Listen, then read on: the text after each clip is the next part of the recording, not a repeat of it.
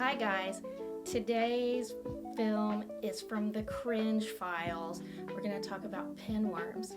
This is actually one of the most common worm infections in the world and is the most common worm infection in the United States. It was an Alaskan bullworm! Humans are the only natural host of this worm, which is also known as Enterobius vermicularis. Good party trick, I know. But it doesn't really have anybody else that it lives in regularly. So it's passed human to human and is one of the most common causes of an itchy behind as well. There's no good way to say that. Itchy behind is probably the nicest. What happens is that mommy worms go and lay their eggs in the perianal folds outside the bottom hole, and usually at night, and this causes a great deal of itching. So sometimes people will actually see a worm. They're small. We can't see the eggs with the naked eye. They're tiny, tiny.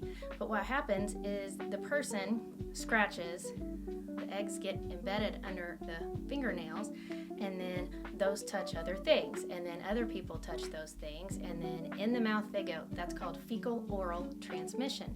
It's not actually passed in the feces, it's just in the area.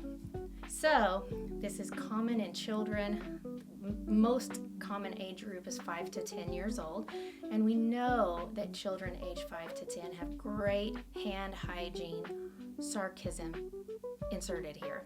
If someone has a story that matches up with what we would expect, we can presumptively treat someone for worms, but we can also do a test for it. It's called the paddle test or the Scotch tape test, which is a little paddle that has tape on it, and at night you pat it around the anal verge, and sometimes you might catch a worm too, but once they see the light they usually go back inside.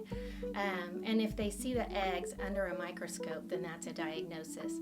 If somebody in the household has pinworms, we usually think that everybody in the household needs to be treated because the incubation period is pretty long, like up to a month, and so you may have been exposed, and then you can reinfect everybody else while they're in there laying eggs and multiplying and doing their thing. So treat everybody in the household. This is pretty contagious and it's easy to treat with anti-helminthics or worm medicines like parental, albendazole, mebendazole. Those are the ones that we typically use. If you think your child has it, it doesn't mean you're dirty. This is just a common problem that we see in kids. You definitely want to encourage them to wash their hands. You want to trim their fingernails so that they're short, so there's less places for those eggs to hide and get carried around and deposited on other surfaces. If you're the person that handles their sheets or clothes, you want to make sure that you wash those in really hot water and clean under the nails if you can hold them still long enough to clean under their nails, or get a little brush so they can scrub those out, and make sure that we are eradicating ways that we could possibly pass those on to other people.